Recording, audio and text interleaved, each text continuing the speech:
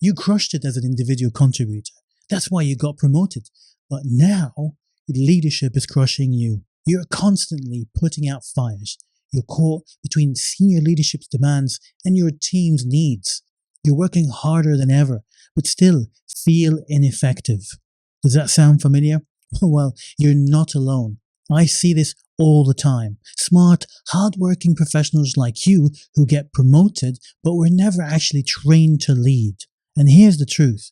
Leadership isn't just more work, a bigger title, or a higher salary. It's a completely different game. And if you don't learn the rules, you'll stay stuck in survival mode. In this video, I'll share with you 5 powerful shifts to escape leadership survival mode. Leadership was supposed to be about impact, growth, and influence. Instead, it feels like firefighting, pressure, and endless problem solving. But it doesn't have to be this way. But here's the real question. Why does leadership feel this way for so many people? And more importantly, how do you escape it? Stick with me, because by the end of this video, you'll have all the answers. Most leaders don't fail because they lack talent. They fail because they're stuck in reaction mode, always putting out fires, never setting direction. You're firefighting all day. Every problem lands on your desk. You can't get buy-in.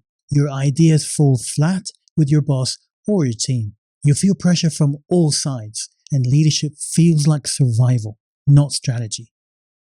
Why does this happen? Well, because you were never trained to lead. Leadership isn't instinct, it's a skill. And old habits are keeping you stuck. You're managing like an individual contributor. No leadership system means constant survival mode.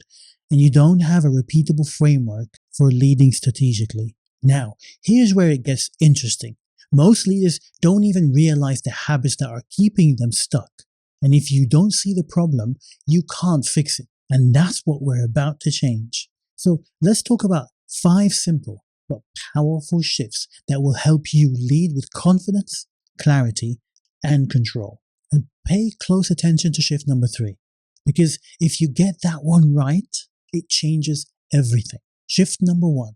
Stop thinking like an employee and start thinking like a leader. You got promoted to change how work gets done. So what does that mean? It means stop measuring success by how much you get done. Start measuring success by how well your team performs. If you're still in execution mode, overwhelmed and doing everything yourself, you're not leading. You're drowning. The moment you shift from how do I do this to how do I empower my team to do this, everything changes. But most leaders never make this shift. Why? Because they think doing more is the only way to stay valuable. But that's not true. So let's talk about the second shift, which is the key to actually taking control of your time. You need to shift from reacting to strategizing. And most leaders don't run their day. Their day runs them. Sounds familiar, right?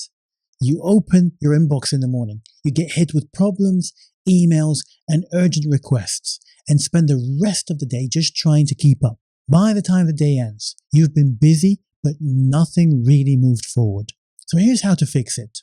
Take 5 minutes in the morning and ask yourself this question. What actually matters today? What's the one thing I can do that can move the needle, that can make an impact? The other tip is block time for strategy, because if you don't, the day will consume you. Manage your calendar well. Block time inside your calendar for your time to focus on the right things. Leaders who don't control their time don't control their leadership. And that brings us to a huge problem, because even if you have time for strategy, it won't matter if no one listens to you. And that's why shift number 3 is the most underrated skill in leadership. Look, if you're still watching this, I know one thing about you. You actually care about becoming a better leader. You see, most people stay stuck in survival mode because they think this is just how leadership is. Things will calm down eventually. Or I just need to work harder. And that's exactly why most leaders never break free. But you've already taken the first step just by being here, by realizing that leadership doesn't have to feel like this. But here's the thing. Knowing these shifts is one thing. Turning them into daily leadership habits is what actually changes your career. That's why I created the Leadership Rewired Masterclass, to give you the full step-by-step framework to help you escape survival mode for good, so you can lead without stress, master influence so your ideas finally land with your team and your boss, lead with confidence, clarity, and control. And when I say without stress, it's not like you're not going to have any stress. Obviously, stress is everywhere and all the time, but you will learn how to manage your stress better. So if that sounds like something you need, click on the link in the description below and check it out, okay? Maybe I'll see you there. All right, let's get back into it, because the next shift is really important. So shift number 3 is about mastering influence, because authority isn't enough. If you've ever felt ignored, second-guessed, or struggled to get buy-in, this is for you.